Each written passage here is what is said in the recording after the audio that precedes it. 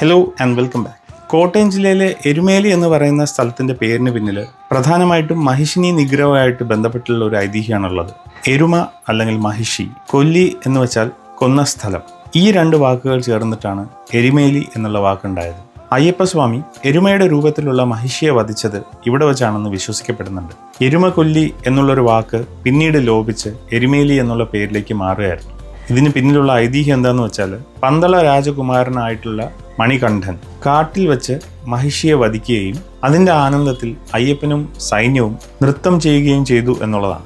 ഈ വിജയത്തിൻ്റെ ഓർമ്മയ്ക്കായിട്ടാണ് ഇപ്പോഴും എരുമേലിയിൽ തീർത്ഥാടന സമയത്ത് പേട്ടതുള്ളൽ നടക്കുന്നത്.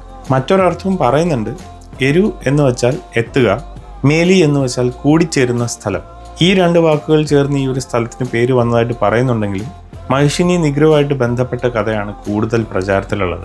ഇന്നും മതസൗഹാർദ്ദത്തിന്റെ പ്രതീകമായിട്ടുള്ള എരുമേലിയിലെ വാവരമ്പലവും അയ്യപ്പസ്വാമി ക്ഷേത്രവും അടുത്തടുത്തായിട്ട് സ്ഥിതി ചെയ്യുന്ന ഒരു സ്ഥലമാണിത്.